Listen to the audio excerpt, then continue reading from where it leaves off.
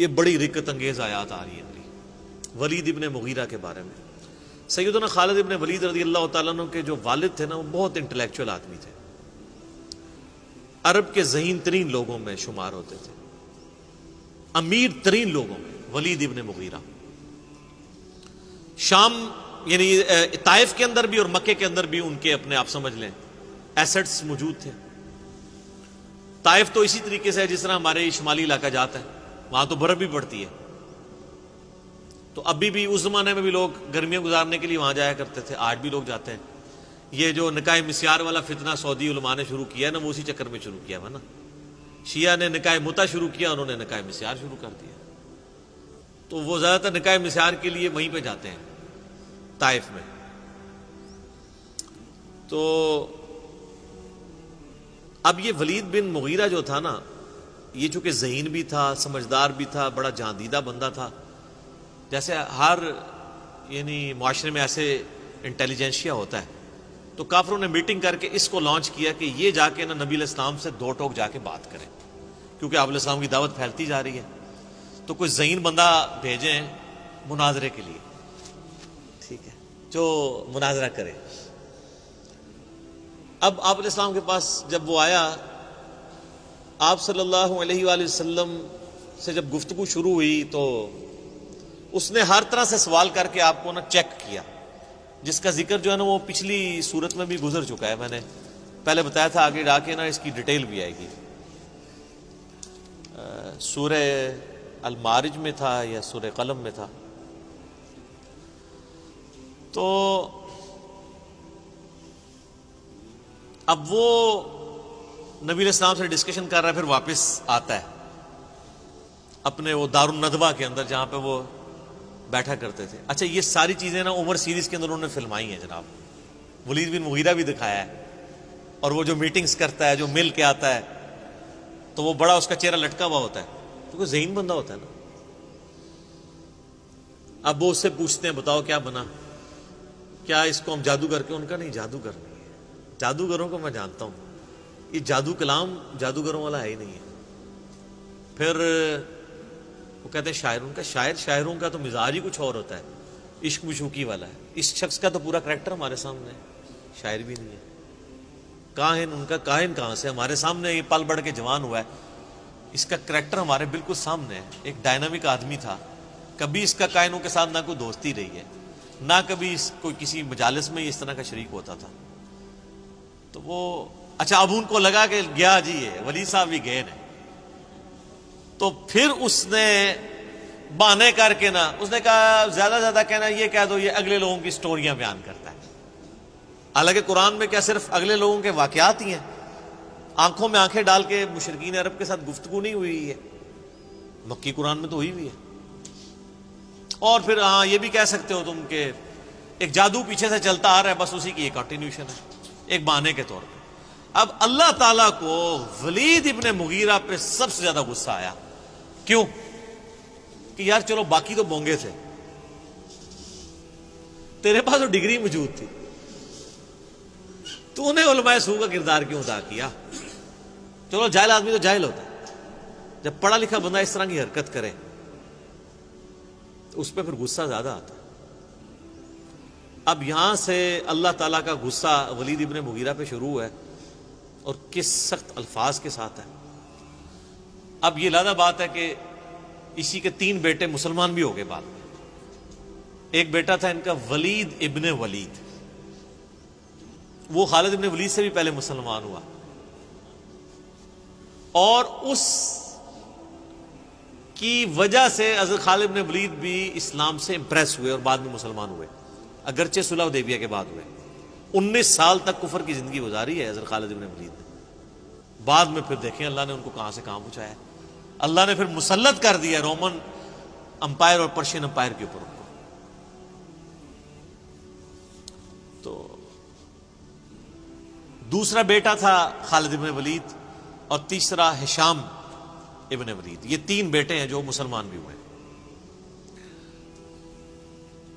عمر series کے اندر انہوں نے یہ سین بھی فلمایا ہے، جب خالد بن ولید مسلمان ہوئے نا، تو کافروں نے اب ان کو تانا دینا شروع کر دیا کہ اس نے وہ دین قبول کر لیا ہے جس کی جو ٹیکسٹ بک ہے اس میں اس کے باپ کے بارے میں اتنی سخت باتیں موجود ہیں، تو یہ کیسے تلاوت کرے گا ان آیات کی؟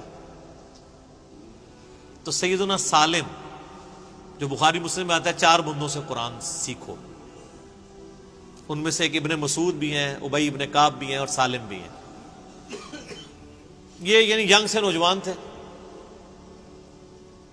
ان کے پاس حضرت خالد بن ولید آتے ہیں اور کہتے ہیں مجھے قرآن سکھاؤ۔ یار اسلام بڑوں بڑوں کی اکڑ توڑ دیتا ہے، یہ عرب کے لوگ یہ غلاموں کو تو جوتی کے برابر نہیں سمجھتے تھے، اور کدھر اسلام ہے کہ وہ ایک غلام زادے سے کہہ رہے ہیں کہ مجھے یار قرآن سکھاؤ۔ تو انہوں نے کہا ٹھیک ہے، ان کا سب سے پہلے مجھے وہ آیات سکھاؤ جو میرے باپ کے بارے میں نازل ہوئی ہے۔ ہائے ہائے ہائے، سر کتنا جگرا چاہیے! اور وہ انہوں نے جو سین فلمایا ہے نا، وہ بندے کے آنسو نہیں رکتے۔ آپ اگر عمر سیریز میں وہ دیکھ لیں کہ کیا کیفیت ان کے اوپر طاری ہوتی ہے، کتنا ان کو پسینہ طاری ہو جاتا ہے۔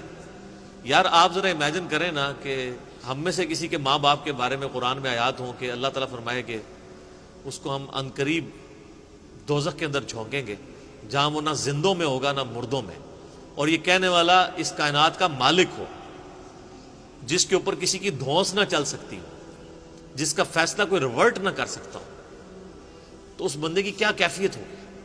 اب وہ آیات شروع ہو رہی ہیں۔ اب آپ کو ان آیات کے اندر درد جو محسوس ہوگا نا، وہ اس ساری گفتگو کے بعد آپ فیل کریں گے اس کو۔ ذرنی ومن خلقت وحیدا، اے نبی چھوڑ دیں اس کو جس کو ہم نے اکیلا پیدا کیا تھا، یعنی یہ اکیلا پیدا ہوا تھا، لیکن اس کی آج یہ جرت سورۃ القلم میں آتا ہے نا اس کے بارے میں، اکیلا تھا اور اللہ نے اس کو اتنا نوازا۔ کیسے؟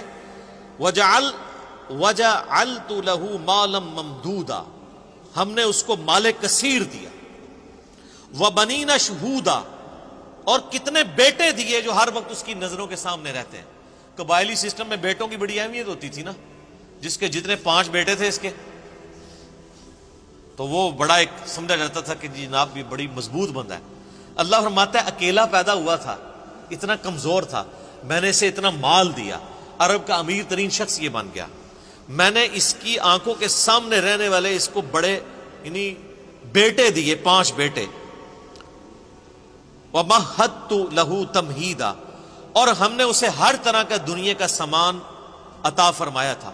ثُمَّ يَطْمَعُ أَنْ أَزِيدَ، پھر بھی وہ طمع رکھتا ہے کہ ہم اسے مزید دیں۔ دوسری طرف تو ظاہر ہے کہ وہ تو بخاری مسلم کی حدیث ہے، کسی کے پاس سونے کی 2 وادیاں ہونا تو وہ کہے گا میرے پاس تیسری آ جائے، اس کا پیٹ تو قبر کی مٹی بھرے گی۔ تو یہ تو انسان میں بلٹ ان ایک ہے۔ کلا، ہرگز نہیں، یہ وہی ہے نا، انہ کان لآیاتنا عنیدا، یہ ہماری آیات کا سخت دشمن ہے۔ سأرہقہ صعودا، میں عنقریب اسے مجبور کروں گا کہ یہ وہ کٹھن چڑھائی چڑھے، یعنی دوزخ کے اندر۔ آپ کو پتا دوزخ میں چند عذابات یہ بھی ہیں کہ پہاڑ کے اوپر چڑھایا جائے گا۔ سخت گرمیوں میں سر سیڑھیاں چڑھنا مشکل ہو جاتی ہیں، اور اگر کسی کو یہ سزا دے دی جائے کہ سخت گرمیوں میں اس نے 2-3 کلومیٹر اونچا پہاڑ سر کرنا ہے، تو یہ کتنا بڑا عذاب ہے۔ عنقریب ہم اسے چڑھائی پہ چڑھائیں گے۔ انہ فکر وقدر، بے شک اس نے غور کیا اور ایک دماغ سے کوئی بات طے کر لی۔ فقتل کیف قدر، اس پہ پھٹکار ہو اس نے کیسا دماغ لڑایا اپنا۔ ثم قتل کیف قدر، پھر اس پہ پھٹکار ہو اللہ کی طرف سے، یہ برباد ہو جائے، اس نے کیسی بری بات سوچی۔ یعنی اس کے دل نے بھی گواہی دے دی تھی کہ یہ پیغمبر ہے، پھر بھی اس نے جان بوجھ کے اپنی چودراہٹ قائم رکھنے کے لیے کیسے دماغ میں پلان تیار کیے۔ ثم نظر، پھر اس نے نظر اٹھا کے دیکھی۔ ثم عبس وبصر، اس کے بعد اس نے تیوری چڑھائی اور ترش رو ہوا۔ ثم ادبر واستکبر، پھر اس نے پیٹھ پھیری اور غرور کیا۔